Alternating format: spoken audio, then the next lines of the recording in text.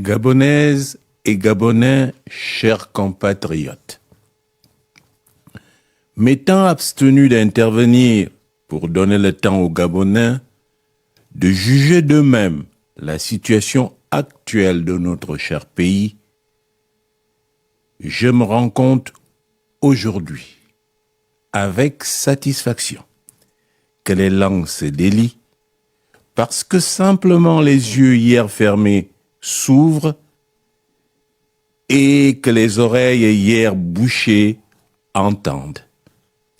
Le Gabonais réalise enfin l'ampleur des dégâts causés par la mascarade orchestrée par certains extrémistes du Haut-Ogooué connus qui, pour préserver leurs acquis et pérenniser leur système de prédation et de corruption, le système Bongo PDG, ont activé, impulsé et ensuite manipulé le putschiste en chef.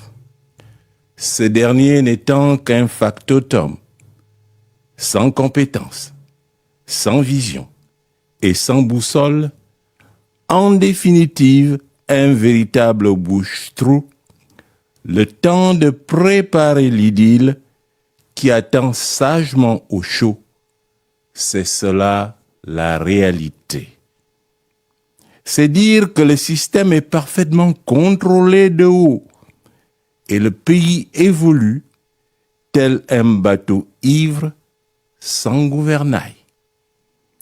On comprend aisément pourquoi le pouvoir manque d'inspiration, pourquoi il est à bout de souffle, car tous les mensonges ont été démasqués et les menteurs irrémédiablement confondus, mettant ainsi en lumière les limites de la fraude, de la trahison et de l'imposture. Nous en sommes là. Je voudrais alors saisir la présente occasion pour faire un point succinct, mais précis, de la situation actuelle de notre pays sur les plans institutionnels, politiques, économiques et social, avant de livrer à la fin de mon adresse un message subliminal au peuple gabonais. Sur le plan institutionnel, tout d'abord, on relève l'échec de la restauration des institutions annoncée tambour battant dès le départ. Au lieu de cela, on nous sert premièrement une justice à deux vitesses qui d'un côté justifie la libération en catimini de la famille Bongo, accusée pourtant par le pouvoir lui-même de tant de griefs, et de l'autre, l'incarcération de nombreux concitoyens pour des faits mineurs. Parodie de justice. Deuxièmement, la situation ubuesque et honteuse du ministre des Comptes publics qui cumule, sans aucun scrupule ni gêne, les postes de ministre et de PDG d'un groupe bancaire, exploit dont seul est capable un extrémiste Téké de Ngoni. Troisièmement, la confiscation des libertés individuelles et la violation des droits humains, le cas de l'emprisonnement grossier du journaliste Harold Leka du groupe GMT et la traque incessante des activistes. Quatrièmement, la violation permanente des dispositions légales et réglementaires, notamment le code électoral par rapport à la création des partis politiques, ainsi que le code des marchés publics, avec l'attribution de près de 90% des 10 marchés par la pratique du gré à gré, que le code plafonne pourtant à 10%. Le gré à gré étant une pratique permissive de la corruption, où le client généralement l'État, et le prestataire sont mis directement en relation sans passer par un appel d'offres, ne serait-ce que restreint. On comprend alors le classement ridicule du Gabon en 2024, 124e sur 42 pays et 40e sur 41 parmi les pays à revenus intermédiaires de la tranche supérieure, selon l'indice de l'état de droit du World Justice Project. De plus, le Gabon est devenu l'un des pays les plus corrompus au monde, selon Transparency International, avec un indice de corruption de 27% qui, en 2024, le classe 135e sur 180 pays. Il est logé à la même enseigne que le Libéria, le Mali et le Pakistan. S'agissant précisément de la justice, la parfaite illustration de son piteux état est le procès de la honte qui vient de se dérouler sous nos yeux. On livre à la vindicte populaire Madame Sylvia Bongo et son fils Noureddine alors que le mal est ailleurs. Volontairement, le tribunal choisit de ne pas entendre les ministres en poste impliqués et plusieurs fois cités, notamment le ministre des Comptes publics. On ne trouve pas non plus utile d'entendre le TPG de l'époque, abondamment cité, ni les autres responsables pourtant connus. Le même tribunal a empêché les prévenus de citer certains noms, ce qui conduit à s'interroger sur la crédibilité d'un tel procès et les jugements rendus. En effet, jugés par contumace, Sylvia et Noureddine Bongo ont été condamnés chacun à 20 ans de réclusion criminelle pour détournement de fonds publics, corruption et blanchiment de capitaux. Un mandat d'arrêt international a également été émis à leur encontre, ce qui laisse dubitatif car le jeune Libanais nazi a dernièrement écopé de la même peine, mais il n'a jamais été inquiété. Il réside tranquillement chez lui au Liban. Pire, il a reçu sans coup férir la somme d'argent qu'il a réclamée au pouvoir. Il en est de même pour M. Hervé Opianga qui, depuis quelque temps, se pavane au Gabon, au vu et au su de tous, malgré le mandat émis contre lui. Le procureur général préfère s'acharner sur des jeunes qui ne sont là que depuis quelques années, 3 ans ou trop, alors que le pourcentage de la famille Bongo Ondimba récupère depuis 47 ans par Delta Synergie sur le pétrole, le bois et le manganèse est d'un niveau tel que si les montants en étaient révélés, il donnerait du tournis au peuple tout entier. En tout cas, c'est le plus gros scandale financier en Afrique centrale au regard de la population réelle du pays qui est de 1 500 000 habitants. Il est possible d'évoquer d'autres dérives. Premièrement, le procureur général a déclaré, je cite, « Noureddine et sa mère ont été sortis pour raison de santé », fin de citation. Mais combien de condamnés ne meurent-ils pas en prison, faute de soins, sans même avoir la possibilité de consulter leurs médecins, leurs avocats, ni même leur famille? Une seule chose saute à l'œil. Notre justice est manifestement aux ordres et en plus corrompue.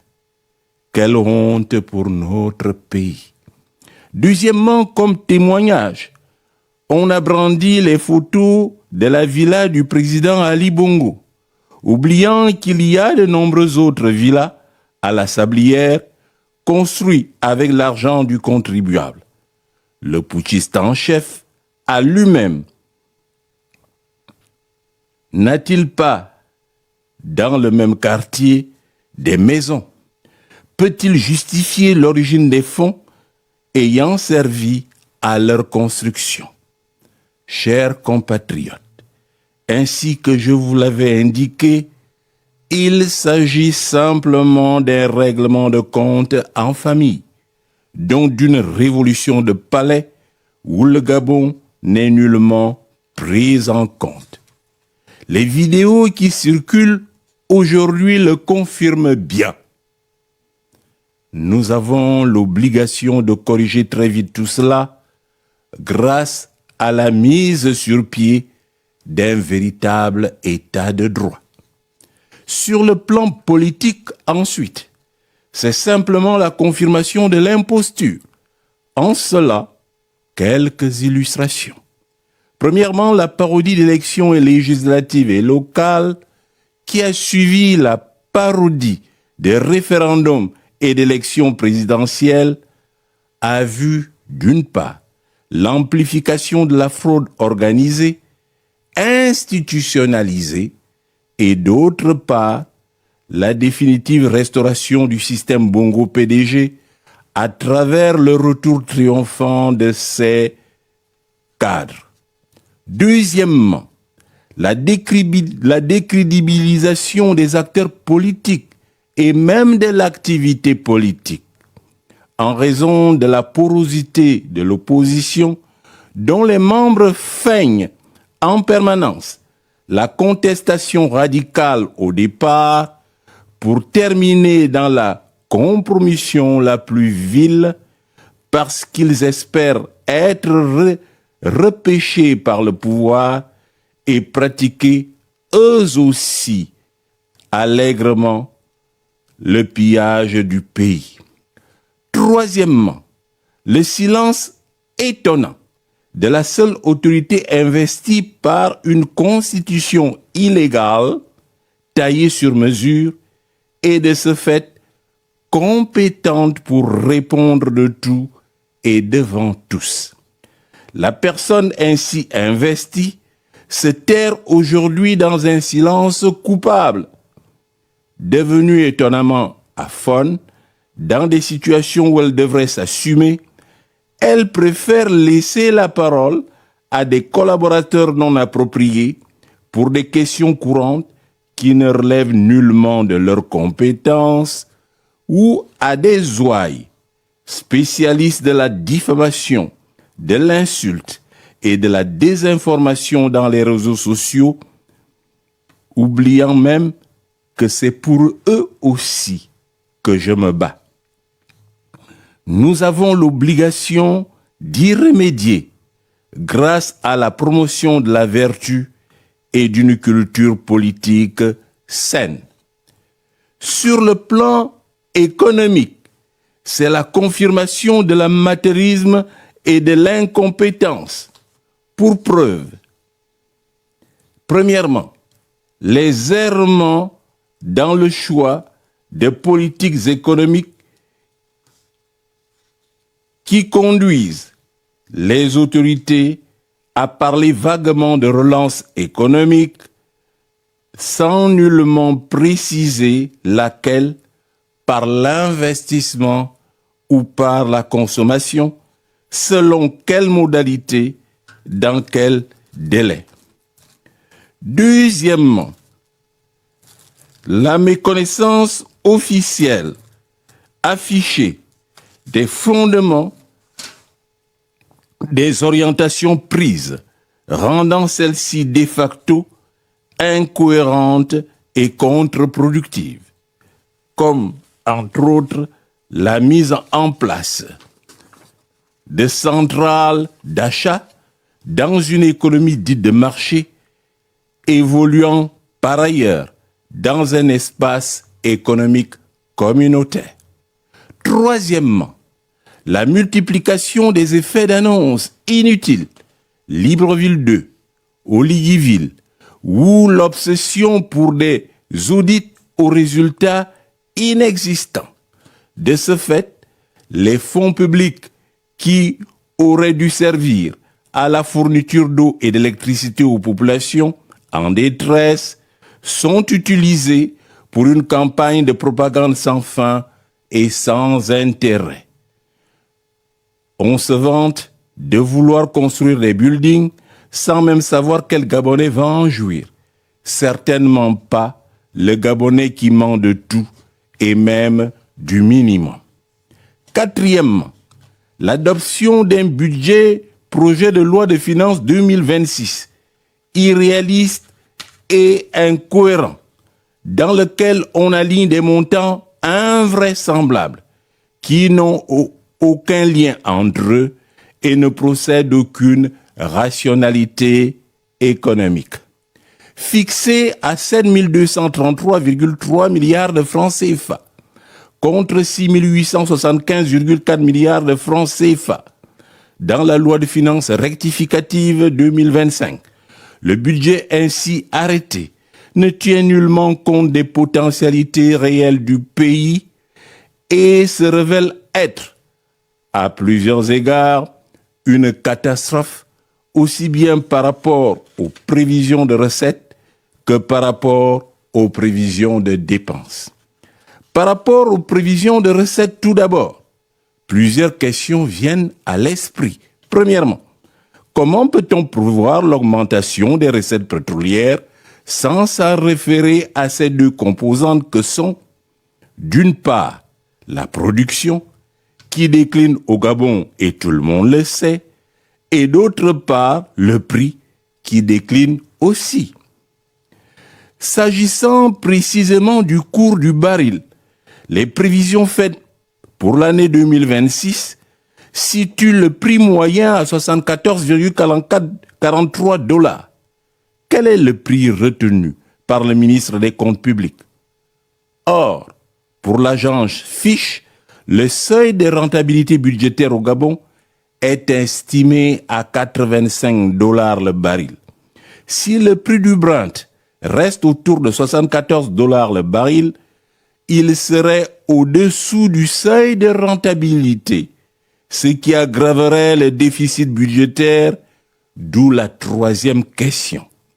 Sur quoi reposent les prévisions de recettes pétrolières faites par le gouvernement gabonais? Le gouvernement table par ailleurs sur une croissance économique de 7,9% en 2026. Or, les récentes prévisions du Fonds monétaire international faites en octobre 2025 le situent à 2,6 en 2026. De plus, selon les prévisions plus réalistes de la Banque mondiale, le Gabon devrait se contenter d'une moyenne de 2,4% entre 2025 et 2027. Les estimations de la BAD datant de mai 2025 sont encore plus basses, 2,3% en 2025 et 2,1% en 2026. D'où la quatrième question. Où le ministre des Comptes publics a-t-il pêché le taux de croissance qu'il fixe à 7,9%?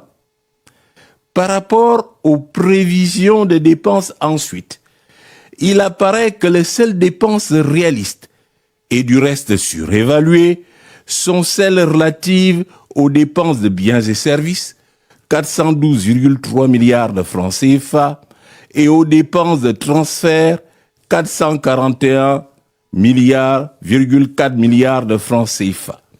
Le reste est une catastrophe, qu'il s'agisse de la charge de la dette, des dépenses de fonctionnement, dont les dépenses de personnel, que des dépenses d'investissement. Concernant l'endettement, étant donné que, selon les modèles macroéconomiques mondiaux de Trading Economics, la dette publique par rapport au PIB au Gabon est estimée à 78% en 2025 et que le Fonds monétaire international l'a projeté à 82%, donc bien au-delà de la norme communautaire qui est de 70%, il apparaît totalement absurde dans de telles conditions, de prévoir un service de la dette de l'ordre de 1676,7 milliards de francs CFA en 2026. Le ministre des Comptes publics révèle au grand jour sa nullité, car il n'a même pas un comportement de banquier primaire. 3 éléments importants de la pratique bancaire semblent lui échapper. Premièrement, un banquier ne peut accorder de prêts dont la mensualité de remboursement, intérêt compris, excède 30% du revenu mensuel. Deuxièmement, dès lors que le revenu d'un client se détériore, le banquier doit automatiquement lui proposer un rééchelonnement de sa dette ou lui accorder, s'il est sérieux, un crédit plus important et plus long pour apurer sa dette et supporter la charge du nouvel emprunt. Troisièmement, un banquier éprouvé n'apprécie pas les remboursements anticipés des crédits accordés, qui empêchent de toucher les intérêts bancaires normalement dus jusqu'à échéance. Dans le secteur public, la recette est pratiquement la même. Pour éviter le défaut, le pays doit irrémédiablement se tourner vers le Fonds monétaire international et préparer avec lui un accord de confirmation après avoir proposé un programme de stabilisation fiable accepté par la dite institution. Au Gabon, on croit inventer la roue. Le super ministre des Comptes publics pense pouvoir faire tout seul. Il conduit notre pays au défaut. S'agissant des dépenses de fonctionnement, elles s'élèvent à 3 569 milliards. Elles ne reposent sur aucun élément palpable et crédible. Il en est de même pour les dépenses de personnel, arrêtées à 959,7 milliards de francs CFA. Tout ceci semble relever de la magie. Les dépenses d'investissement en 2026, 3 325,5 milliards de francs CFA, traduisent d'après le gouvernement, je cite, la volonté de faire de l'investissement un levier central et non plus une variable d'ajustement. Fin de citation. Ce ne sont que des mots, car une économie est à l'image d'un estomac humain qui a une capacité d'absorption. Or, il est bien connu que le Gabon a une capacité d'absorption limitée et ne peut contenir plus de 400 milliards de francs CFA au titre de l'investissement. La taille des entreprises, leur profondeur tout autant que leur nombre, constituent pour le pays un handicap sérieux. En conséquence, les prévisions de recettes et les prévisions de dépenses du pouvoir sont fantaisistes. Elles traduisent toutes deux l'amateurisme et l'incompétence des putschistes. De plus, le cadrage budgétaire des imposteurs est mal ficelé et ne repose sur aucune hypothèse vraisemblable. Le pire est qu'un tel budget a comme conséquence implacable une baisse drastique du niveau de vie des ménages gabonais en raison de la multiplication des taxes qui vont grever davantage leurs revenus déjà modiques. Faut-il rappeler à cette bande d'incompétents qu'un budget se construit comme une matrice où tout est lié entre les capacités réelles du pays, les ressources stables et les dépenses qu'elles permettent d'une part, et entre les ressources réelles et les engagements communautaires, car le Gabon fait partie d'une zone monétaire et de ce fait reste soumis à des contraintes fortes, les critères de surveillance multilatérale d'autre part. C'est pourquoi l'agence de notation américaine Fitch Ratings a émis des réserves explicites sur la crédibilité du budget 2026 dans une analyse critique publiée le 3 octobre 2025. Notre mission est d'assainir au plus tôt cette situation grâce à la création d'une économie productive. Sur le plan social, enfin, on relève la précarité continuellement entretenue des Gabonais avec, premièrement, le non-logement des populations déguerpies, deuxièmement, le non-paiement des arriérés des pensions aux retraités, troisièmement, l'accroissement des inégalités sociales par des recrutements et promotions à caractère exclusivement ethnique et sectaire. Quatrièmement, la situation lamentable des hôpitaux publics entre manque de médicaments, absence de plateaux techniques adéquats, sous-effectif du personnel médical et paramédical, avec comme conséquence des patients abandonnés dans les couloirs. Cinquièmement, la suppression des allocations de bourse aux étudiants devant poursuivre leurs études en Occident. Sixièmement, l'alarmante situation des étudiants de l'USTM dont personne ne parle et qui n'est que l'arbre qui cache la forêt.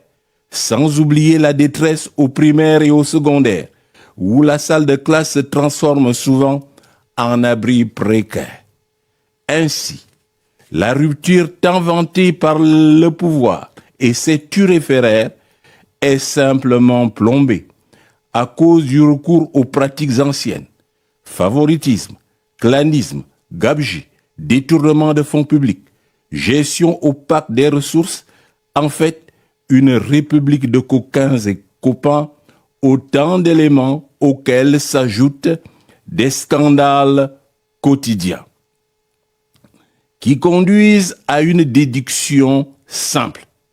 Si les membres de l'entourage du putschiste en chef agressent, volent, violent et tuent sans qu'ils ne disent mot, cela laisse penser que c'est lui-même qui en donne l'ordre.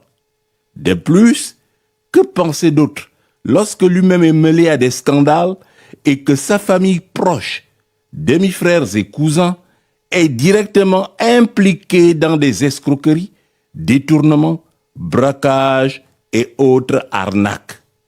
Chers compatriotes, nous disposons désormais d'un bilan complet des 2 années de gestion du putschiste en chef. Il est implacable. On se retrouve aujourd'hui avec un pays exempt, traînant une dette publique de l'ordre de 73,4% du PIB en 2024, dont 450 milliards de francs CFA d'arriérés dus aux entreprises locales et projeté par le Fonds monétaire international à 82% pour fin 2025. Un déficit budgétaire excessif avec un solde budgétaire négatif, moins 7,2% du PIB en octobre 2025, qui augmente la pression sur les finances publiques, et enfin, un taux de chômage de l'ordre de 50% chez les jeunes. Un pays où l'eau courante et l'électricité, fondement essentiel d'une vie moderne, deviennent des denrées rares à cause d'un pouvoir égoïste, extravagant, sectaire, tribaliste, crapuleux et vorace. Les Gabonais s'offusquent des montants évoqués lors des récents procès, de l'argent frais distribué aux hiérarques du pouvoir du temps du président Ali Bongo. Mais depuis lors, aucune réforme n'ayant été faite dans ce sens, on note un enrichissement spectaculaire des autorités gabonaises actuelles, alors que la pauvreté est en hausse constante depuis 2022. Touchant 34,6% des Gabonais en 2024, les prévisions de la Banque mondiale, note de conjoncture publiée en juin 2025, laissent entrevoir un taux de 37,8% en 2025. Notre devoir est de corriger tout cela grâce à une plus grande empathie et à un surcroît de solidarité. À cet égard, la communication faite ces derniers temps par le pouvoir et ses défenseurs zélés n'a qu'un but, distraire les populations et les détourner de l'essentiel, à savoir l'imposture et le mensonge éhonté du putschiste en chef et sa clique, d'une part, et la détérioration quotidienne de leurs conditions de vie, ainsi que certaines questions d'intérêt national qui les tourmentent. En l'occurrence, l'île Mbanié, pour laquelle tous brûlent d'envie de savoir quels accords occultes le putschiste en chef a passé avec les Guinées équatoriales d'autre part. Or, spolier une partie du territoire national, si petite soit-elle, constitue un acte qui a la qualification de haute trahison. Qu'il me soit permis alors, avant de terminer, de faire des petites mises en garde, surtout aux sbires du putschiste en chef et tout l'apparatif affairé à vouloir faire plaisir à tout prix pour s'attirer ses bonnes grâces. Ils pensent que le chantage peut encore marcher. Je leur dis de façon claire que le chantage ne marche pas toujours, surtout avec certaines personnes. Je suis de cela. Qu'il me soit alors permis, avant de terminer, de faire des petites mises en garde, surtout aux sbires du putschiste en chef. En effet, après l'insulte, le dénigrement systématique et la calomnie qui n'ont eu aucun effet porteur, le pouvoir en est aujourd'hui à s'en prendre directement à mon épouse, à mes enfants et à ma famille, en recourant à des pratiques basses et viles pour tenter de me convaincre, de me contraindre. Je suis parfaitement informé de tous les complots et plans qu'ils nourrissent dans l'ombre. Dois-je rappeler à tout cela que même en temps de guerre, les femmes et les enfants sont préservés. Mais l'envie de plier à deux os et d'en découdre avec lui n'a pas de limite. Le putschiste en chef et ses sbires veulent se prouver à eux-mêmes qu'ils sont forts. Mais on n'est pas fort lorsqu'on transgresse la loi internationale notamment, ainsi que les règles du vivre ensemble. Ils s'en rendront compte bientôt. Certainement, le putschiste en chef, lui, il n'a ni femme, ni enfant, et il restera au pouvoir 90 ans durant. Je lui souhaite du plaisir. Je mets donc en garde les extrémistes tribalistes de la police de l'air et des frontières et de la DGR, qui commettent des exactions, violent allègrement les droits de l'homme, ainsi que les procédures et règles qui président au bon fonctionnement d'une république. Se situe au sommet de l'État ne donne nullement la latitude de tout faire, car tout n'est jamais permis. Qu'ils sachent que le Gabon ne vit nullement en autarcie et qu'ils doivent s'attendre à être interpellés, rattrapés par le droit international, ce n'est qu'une question de temps. Sans aucun doute, les autorités gabonaises actuelles vont bientôt répondre de leurs actes, confisquer les rênes de l'État et prendre les textes d'amnistie ne met pas à l'abri de la justice internationale. C'est dire que tôt ou tard, tous les complices du putschiste en chef répondront de leurs actes, car les temps changent et changent vite. Par ailleurs, des rumeurs de plus en plus persistantes font état du voyage imminent du président français au Gabon, laissant planer un doute et certainement un désespoir sur les patriotes.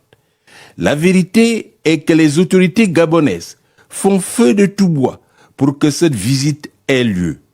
Elles supplient Paris et sont prêtes à des concessions économiques inimaginables, car au-delà du langage diplomatique, tout voyage d'un chef d'État français dans un pays africain francophone est un symbole, mieux, une marque de soutien. Les autorités gabonaises, en déperdition croissante, pensent alors que les intérêts géostratégiques de la France passent bien avant les principes de liberté et d'égalité de tous devant la loi, ainsi qu'avant les intérêts du peuple gabonais. Or, doit-on le rappeler, que la France se met aujourd'hui dans un monde multipolaire dont elle n'est pas leader. De plus, elle programme Urbi et Torbi être un pays de droit, un pays de liberté. D'où l'embarras des autorités françaises et l'ambiguïté d'un tel voyage dans un environnement d'imposture, de viol des engagements, de viol des textes, un environnement où règne le gangstérisme d'État. Il n'est plus possible, croyez-en moi, de fermer les yeux sur la misère des Gabonais, sur les passe-droits et autres exemptions, sur les pratiques honteuses et abjectes des forces de sécurité et l'entourage immédiat du putschiste en chef. Que le putschiste en chef et ses inspirateurs ne se trompent pas d'époque et réfléchissent bien, car un tel voyage, s'il a lieu, peut ne pas avoir l'aboutissement attendu. Certainement, la situation actuelle de notre pays n'est pas une fatalité, car une solution existe, et une seule, le retour à l'ordre républicain. Tant que les tenants du pouvoir, les putschistes, persistent dans leur aveuglement et leur endurcissement, le pays va s'enfoncer davantage.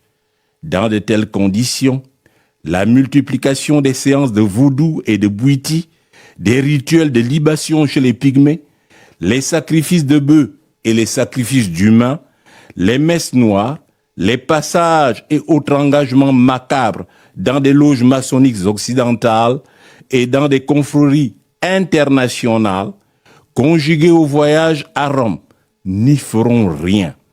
Ils sont nuls et de nul effet. Tout au plus, parviendront-ils à perdre leurs âmes et peut-être même leur vie. Je voudrais, pour terminer, rendre un vibrant hommage au peuple gabonais lucide pour sa résilience et sa détermination. Il ne s'est pas laissé distraire, qu'il se tienne désormais prêt à défendre notre dignité contre une bande de malfrats véreux. Qu'à partir de maintenant, toutes vos paroles, tous vos actes, individuels comme collectifs, en privé comme en public, ne concourent qu'à une seule chose, le départ du putschiste en chef et sa clique de mafieux. Le Gabon, la terre de nos ancêtres, doit être lavé de toute souillure, car il a droit lui aussi à la dignité et au respect. Chers compatriotes, mon retour au Gabon est imminent et l'épilogue est proche. Le putschiste en chef va s'en aller avec tout ce qu'il aura tenté d'instituer par la fraude, le mensonge et la roublardise. Sa constitution, sa 5e République, ses pseudo-élections présidentielles, législatives et locales, et enfin son projet de budget. Ayez foi. La lota continua. Hasta la victoria siempre. Que Dieu bénisse le Gabon. Je vous remercie. Chaque planète a sa propre